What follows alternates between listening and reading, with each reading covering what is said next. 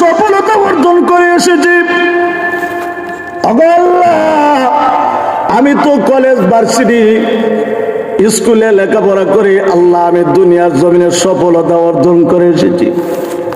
আল্লাহ, আমার মা বাবা আমাকে দিয়েছেন সফলতা অর্জন করার জন্য স্কুলে কলেজে ভার্সিটিতে। আয় আল্লাহ, আমি তো দীর্ঘ 20-22 বছর লেখাপড়া করি, আল্লাহ সফলতা অর্জন করেছি।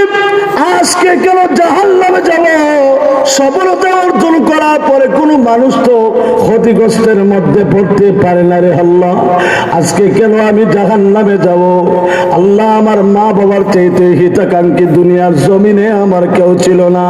আল্লাহ, আমার মা বাবা আমার ভালো মনে করেই তো আমাকে জেনারেল লাইনে শিক্ষা অর্জন করার জন্য দিয়েছেন। আল্লাহ, আমি পরিপূর্ণ শিক্ষা অর্জন করে আল্লাহ সফলতা অর্জন করলাম।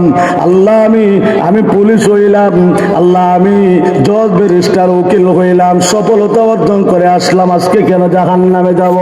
আল্লাহ আমি বলবেন না না, এগুলো আমার জান্নাতে যাওয়ার সার্টিফিকেট না রে বান্দা, এগুলো নিয়ে জান্নাতের মধ্যে যাওয়া যায় না। আজকে জাহান্নামের মধ্যে ঢুকো। এতক্ষণ সময় ওই সন্তানগুলা ডেকে ডেকে বলবে, ও মা বোনেরা ভালো করে শুনবেন, তোমার কলেজার টুকরা সন্তানগুলা ডেকে বলবে, প্রভু গো, আমি আজকে জাহান্নামে কেন যাব? আল্লাহ বলবেন, তোমার মধ্যে নববী বলা জিন্দেগির কিচ্ছু নাই, তোমার মধ্যে আল্লাহর দিনের কিচ্ছু নাই, এজন্য জাহান্নামে ঢুকবা।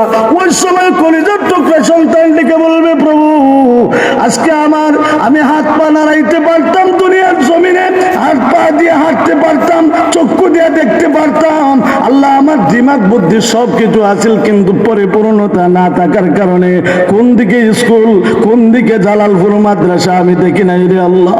আজকে আমি জাহান্নামে যাব। তাহলে তো বোঝা যায় আমার মা বাবা আমাকে দুনিয়া এবং আখিরাতের পরিপূর্ণতা সফলতা অর্জন করার সুযোগ দেয় নাই। আল্লাহ, আজকে যদি জাহান্নামের মধ্যে যেতে হয় তাহলে মা এবং বাবাকে এই জমিনের মধ্যে বিছায়া দাও, এদের সিনার মধ্যে পা দিয়া